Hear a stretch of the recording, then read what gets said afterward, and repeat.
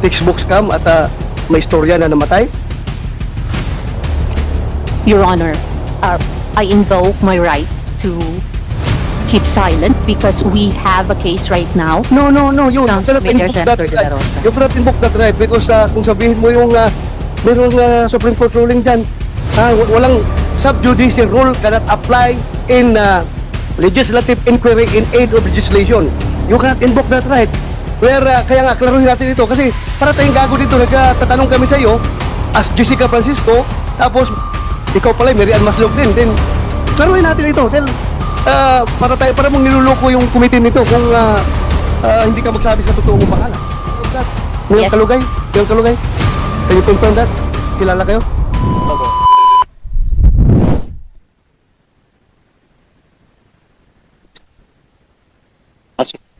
Thank you, Madam Chair. Thank you, SP Pro Tempore. Miss Mary Ann Maslog.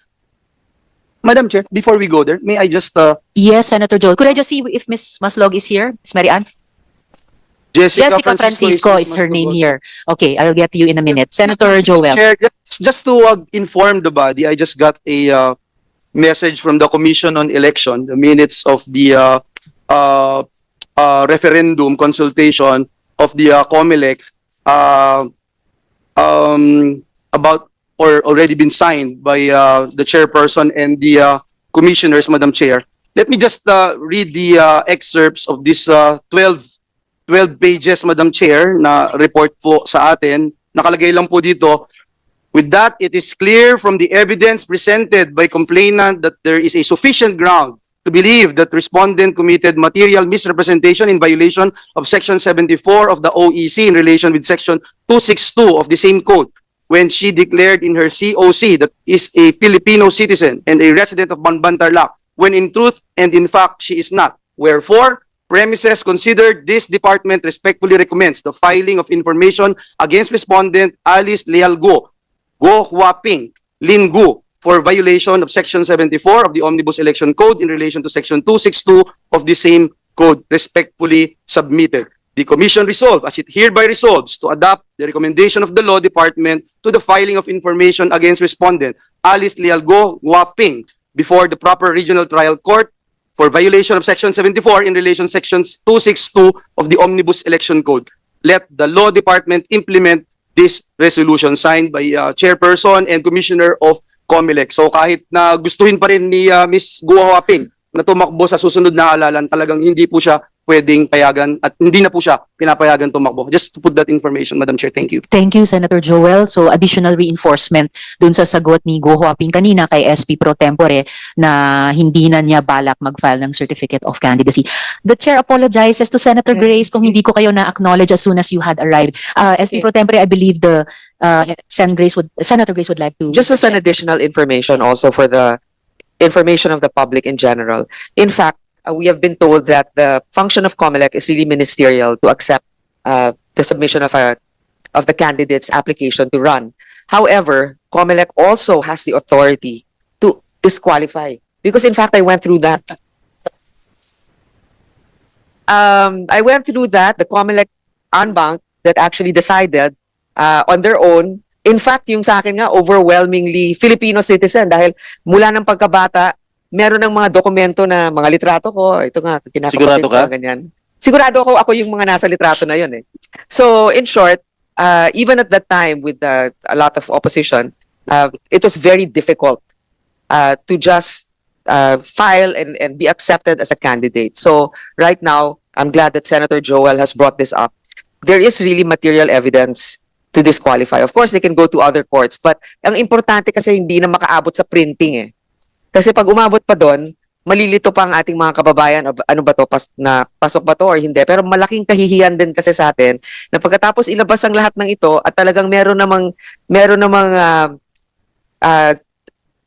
talagang masasabing malaking duda, mapapayagan pa. So yun lang, meron talagang otoridad ang COMELEC na i-disqualify. Pero hindi pa, Thank you. I don't think, wala pa naman, Speaker it's not yet, thank you, Madam Chair, it's not yet final and executory, pwede pa mag-appeal yan, with all due respect. Unang-una, pwede pang mag-appeal sa mga korte Pero ang alam naman natin, when time is of the essence, the Supreme Court usually decides. But what I'm saying is, hopefully before the printing of the ballots, another thing that we need to look at is the angle of who is going to file Complaint. with the COMELEC en banc. Yes. Is it the OSG? Is it the DOJ?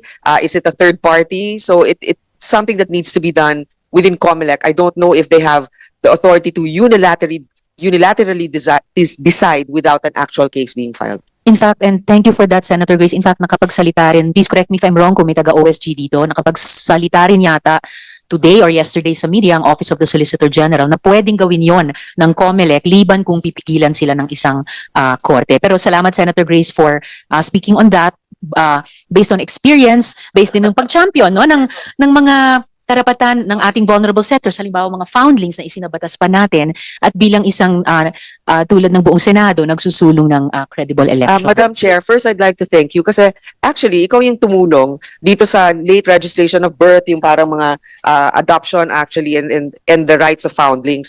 Ang nakakalungkot dito, yung mga merong karapatan talaga na legal na mga Pilipino dumadaan sa napakahabang proseso para makapagrehistro. Samantalang may isang probinsya na ilan ang nakapagrehistro na overage na, well, okay lang naman kasi late registration, pero halatang hindi talaga Pilipino. Pero sa isang iglap, nakakapagrehistrong ganon.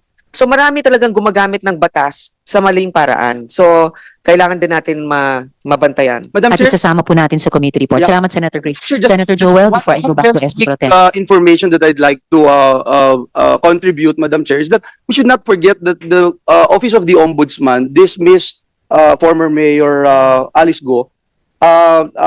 May perpetual disqualification po eh. So that's very ano ho yun, no? Yeah, it's still appealable, but unless the court time that the COMELEC can be restrained from doing anything. Number two, and which is why I made mention about the NBank's report, is that proven na hindi po siya Pilipino. So this is again for someone to run in public office is a mockery of our law. So yun yung napakatibay na ebidensya at kailangang maintindihan ng bawat isa na nakikinig po sa atin. Salamat, Madam Chair. Salamat, Senator Chair. Joel.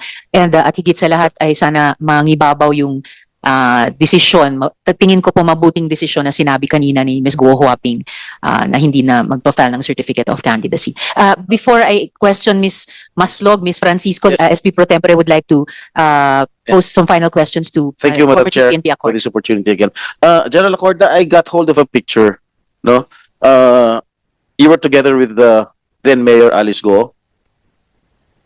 In this picture, you were side by side together with that. May I know what event was this? General Acorda. Yes, sure, Madam Chair. That is the only opportunity that I was able to meet personally. First time? Yes, Your Honor. And in that activity, it was the police service anniversary of Region 3 wherein I was the guest of honor of Region 3. And Mayor Alice Go was one of the awardee. But may I emphasize, Your Honor, that the deliberation for the selection of the awardees is not at the national headquarters level, but at the level You of were not part or instrumental in deliberating the award given to then Mayor Alice Go. Yes, Your Honor. And because of that also, in our planning with USEC Gilbert Cruz, we decided that we will not use Region 3, but instead we use Region 1 and Cordillera during the operation, Your Honor. All right. All right. One last question, General Corda. When you raided the Bamban Pogo Hub, bakit hindi mo ginamit yung CIDG Region 3? Why did you utilize yung CIDG NCR? Why not Region 3? Kasi Region 3 covers Pampanga. Am I correct? Yeah, yes, Your Honor. It's just a precaution on my part, not because I don't trust yung Region 3, but because of the massive requirement of police officers to be deployed. Nag-precaution lang po kami na konti ang magiging commotion during the So operation, Your was Honor. the raid successful? What have you retrieved during the raid? We extracted some data and also may mga na-rescue po tayo, Your Honor. And I think to my appreciation, we can consider it as a successful Very operation. successful. Yes, sir. So Yes, that Your is additional feather in your cap. correct something because I think I mentioned earlier that we were assisted by PAOK. It will be an understatement, Your Honor. In fact, Yusek Gilbert Cruz talaga is talagang siyang sumikap din, talagang grabe yung coordination namin. So, Your meron Honor. kayong talaga coordination si Yusek Gilbert. Yes, Your Honor. Alam mo, matagal ko nakilala si Yusek Gilbert. Naging chief of police ko pa sa San Juan yan na mayor ko. Matinong tao yan. Yun lang, Madam Chair. Thank you. Thank you, SP Pro Tempore. So ngayon gusto kong tanungin dito Jessica Francisco, pero kilala din natin bilang Mary Ann Maslog. Opo. So, i-address ko kayo bilang Miss Maslog, kahit gusto nyong i-refer sarili nyo bilang Miss Francisco. So, Miss Maslog, Madam Chair, before we continue, Senator De La Rosa. can we make a formal declaration from the resource person kung sino ba talaga siya? Ano ba talaga identity niya? Before we start questioning her. Yes, Is- Senator is- De La is she Rosa. Ang Jessica hirap, Francisco or what's the other name? Mary Ann Maslog. Mary Ann Maslog. Opo. Ang hirap, no? Hindi lang isang tao yung dinidetermine natin yung identity. Mahirap. Dalawa pala. Okay. Can we So, ma'am, ano po ba ang pangalan nyo? Sino ba kayo? Good afternoon, Madam Chair. Good afternoon, good senators. I'm Jessica Francisco. Okay. Yun And, po yung sagot niya. I'm Jessica Francisco, sir. Okay. Yun yung sagot po niya, Senator De La Rosa. where did we get that name, Maslog? Mayroon pong mga artikulo, including investigative articles na lumalabas na sa media based on linking to previous cases na kinilala itong tao di umano bilang sa isang dating or totoo niyang pangalan bilang Mary Ann Maslog. And she was Sir. arrested, Madam Chair? Yes, Within Senator. the Senator, but she was arrested or she was detained. I don't even know her status right now Yes. because she is Mary Ann Maslog. Yes, Is that Mr. correct? Yes, Senator Joel. And for the record, dun sa tanong din ni Senator De La Rosa, Mary Ann Maslog, yung di umanong namatay na textbook scammer, pero Jessica Francisco, yung bagong pangalan nila. So, yun po, Senators De La Rosa and Joel. Mahirap mag-start mag-imbestiga ng tao, Madam Chair, na hindi natin ma-establish talaga yung real identity niya to start to begin with.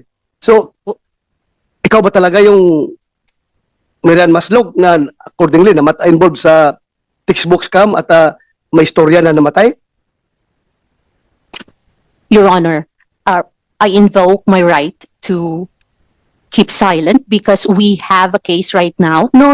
You Sounds cannot familiar, invoke that Senator De La right. Rosa. You cannot invoke that right because kung sabihin mo yung merong Supreme Court ruling dyan, walang subjudice rule cannot apply in legislative inquiry in aid of legislation. You cannot invoke that right. Kaya nga, klaruhin natin ito kasi para tayong gago dito, nagtatanong kami sa iyo as Jessica Francisco, tapos ikaw pala, Mary Ann Maslog din. Then, klaruhin natin ito. Dahil, para mong niluloko yung committee nito kung hindi ka magsabi sa totoo mong pangalan. Senator De La Rosa, baka pwede nating tanungin ng NBI? NBI. Si Attorney Magno, i-establish yung identity ng resource person. Attorney Magno, please. Good afternoon, Madam Chair, honorable senators. On September 25, our Fraud and Financial Crime Division conducted an operation for against certain Dr. Jessica Francisco and allegedly one who is Mary Ann Maslog. In this particular case, they were able to confirm through forensic that this Jessica Francisco and Mary Ann Maslog is one and the same person. What particular, Madam Chair? Yes, what please, particular forensic Senator De La Rosa. evidence can you provide this committee stating that he is one and the same person? It is a fingerprint analysis, Mr. Chair, Madam Chair. So if that is so, you confirm na siya talaga si Mary Ann Maslog. As far as the dactyloscopy report is was made by our expert, Madam Chair. So, Madam Chair, I am inclined to believe that this committee should treat this information coming from the NBI as official. Yes, So, Senator De La Rosa. for me, you are not Jessica Francisco. You are, Yes, am I clear? Senator De La Rosa. Am I correct, Marian? Please remove your, am I correct to assume that you are Marian? Sir, right now we have an identity hearing on the 28th and 29th of October in Sandigan Bayan. That's why I invoke my right to keep silent, sir. I don't think your invocation of that privilege is applicable to this committee. I am telling you, if you keep on invoking that, I will presume that you are uncooperative to this inquiry. Madam Chair.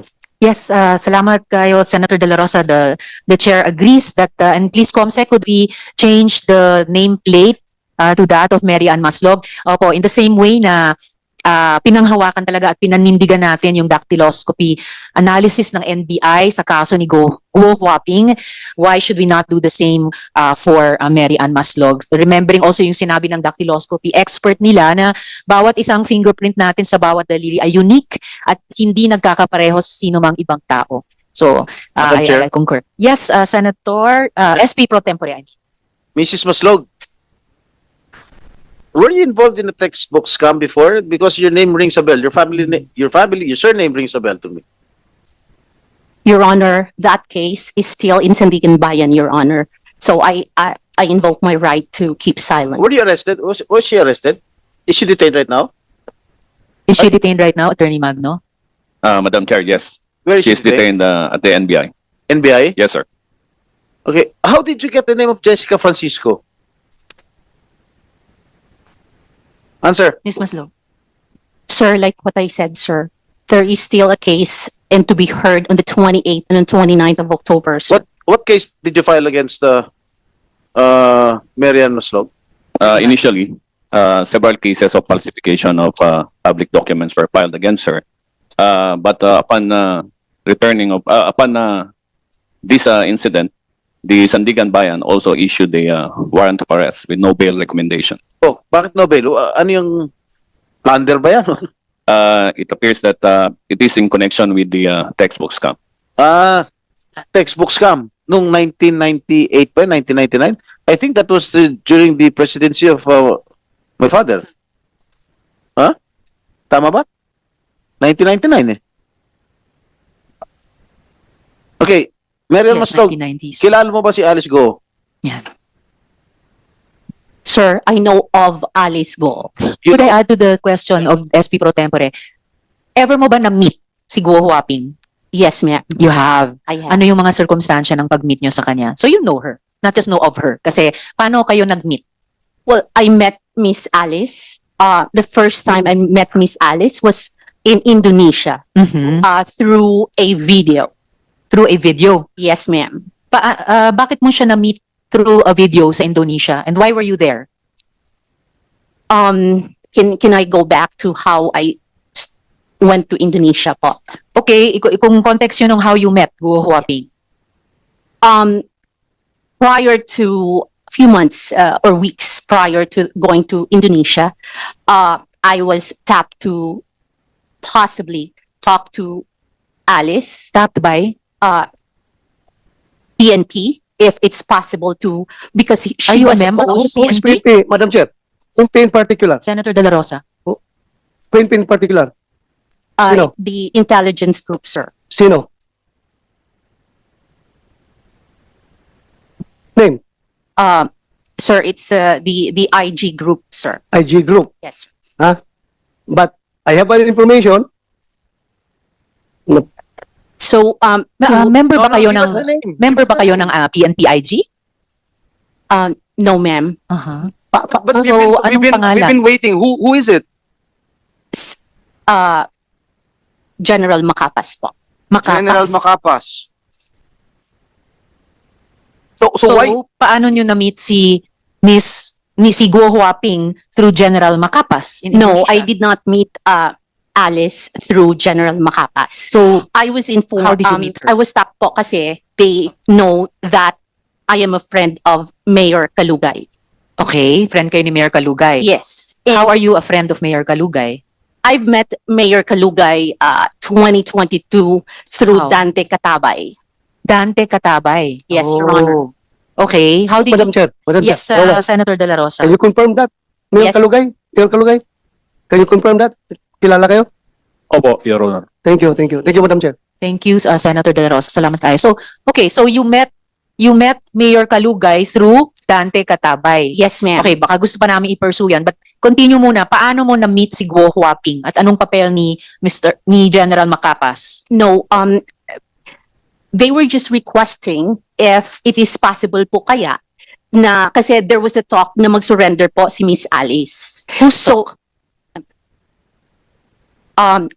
ang nangyari Who's po, talk that she would then, surrender? meron pong mga sa newspaper na magsusurrender po si Miss Alice. So meron na po kasing lumabas that time na warrant from your office, from the Senate. From the Senate po. Mhm. So I talked to him to contact Miss Alice. Bakit mo naisip na through Mayor Calugay makokontak mo si Guo Huaping?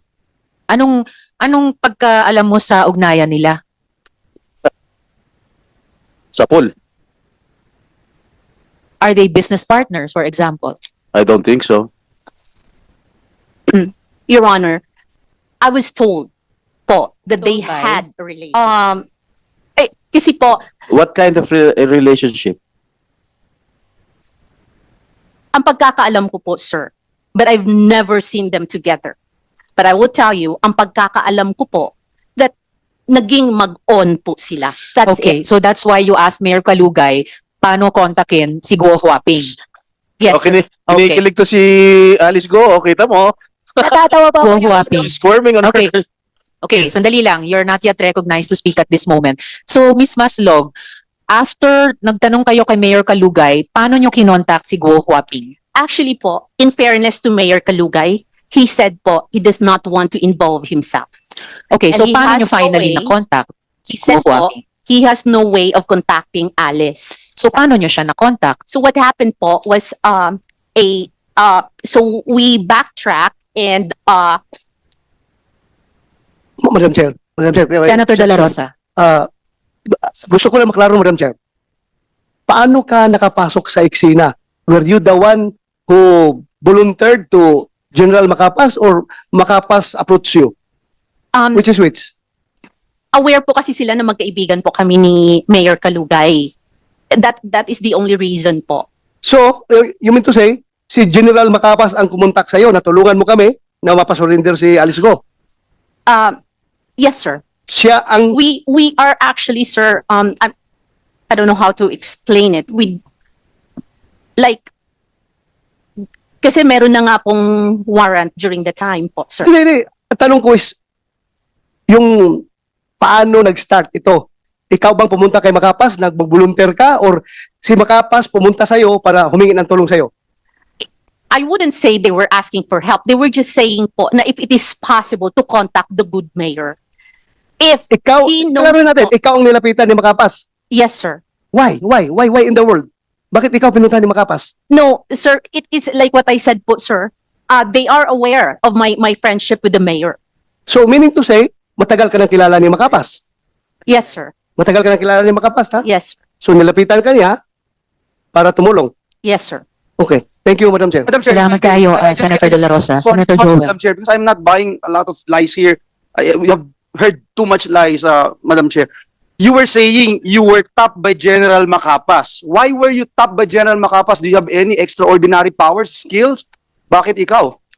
Like what I said, Your Honor, thank you for that question. It is because only they are very aware of my friendship with the mayor. This is not Miss Universe, Miss Mary Ann Maslog. This is not Miss Universe. They can go straight to Mayor Calugay. If they feel that he is a trustworthy public official, they can go straight to him. So, General, following your story, if General Macapas stopped you, you must have something no one actually has or possess that kind of skill. Because you were able to pull that thing that you were supposed to be dead for so long and now you're alive. So tell us, why were you tapped by General Macapas? And for what? That's the only thing, Your Honor, like what I said, Madam because of my relationship with the mayor. Hindi, Senator De La Rosa. hindi kaya ang unique na sitwasyon mo because meron kang kaso na textbook scam, kaya ka ginamit at ikaw, no choice ka dahil parang hostage ka ng gobyerno dahil may kaso ka ng textbook scam. Kung hindi ka magpapagamit, tapos ka. O see that? Hindi nag-materialize ngayon, ano? Huli ka. Huli ka, di ba? Huli ka ngayon. In fairness to General Macapas po, he knows me as Jessica Francisco. Okay. Did you visit Alice Go doon sa detention niya sa dito muna. Senator De La Rosa, if I may, backtrack ng konti. Backtrack, oh. Opo. Paano kayo nag-usap ni Guo Huaping sa Indonesia? Video call ba yon? O sino nag-arrange nun? Paano kayo nag-usap?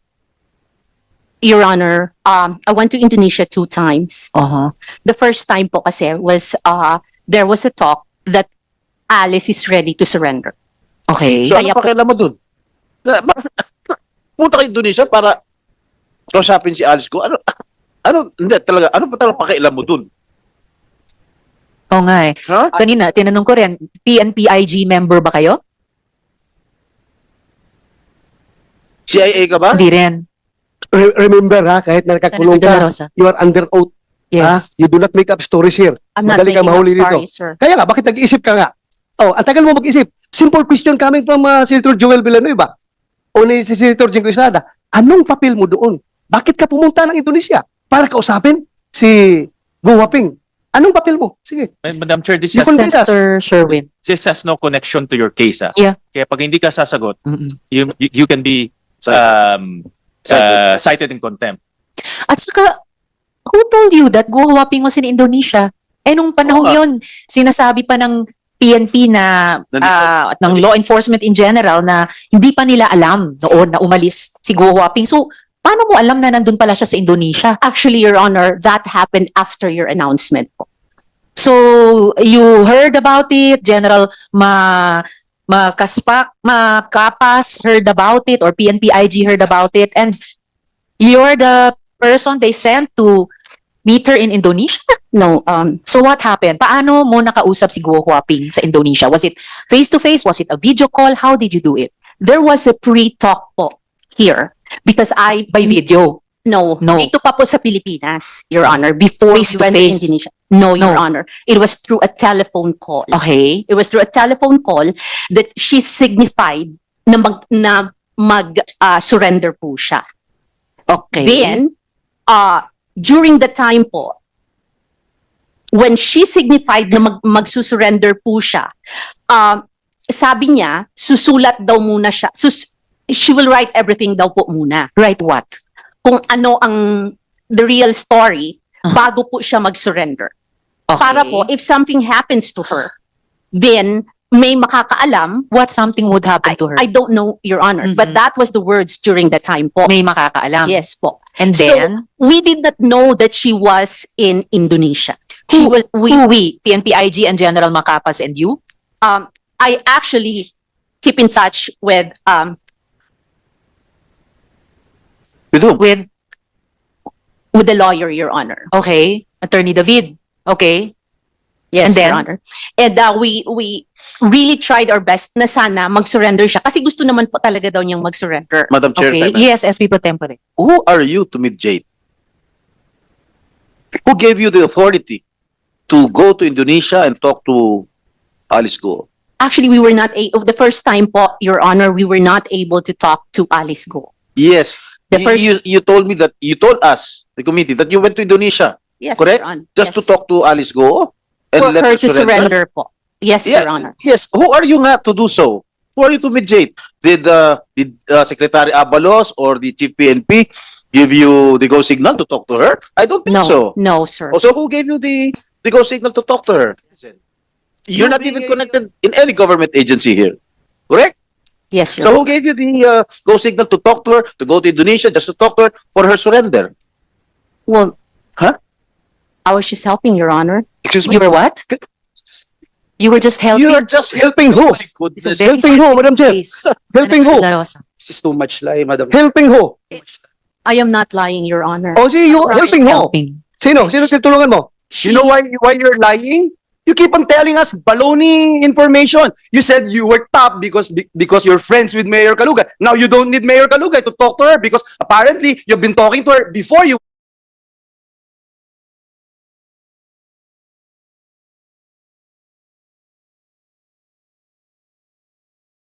went to Indonesia.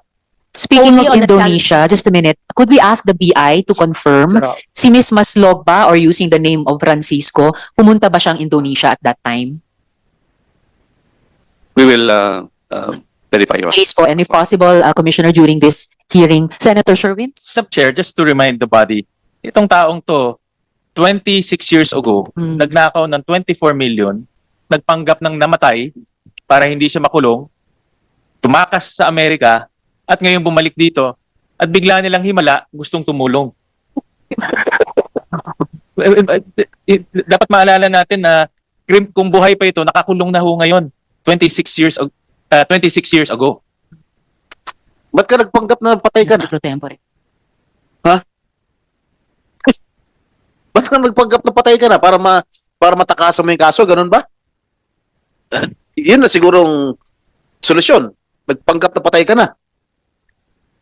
Sagot. Come on. The answer. Miss Maslog? That case still pending, sir, in Sandigan Bayan, sir. While you are considering or reconsidering your answers to us, so Attorney David, based din sa sinabi ni Miss Maslog, alam nyo at that time na Guo Huaping was out of the country already kasi nag-uusap kayo or nagsusubok kayo ni Miss Maslog, kumbinsihin siyang surrender. Please come to the mic, Attorney. No, your Madam Chair, hindi po. Nalaman ko lang ho nung nahuli yung dalawa. Nung nahuli sina Cassandra Leong at Sheila Guo. Yes, yes. Ho.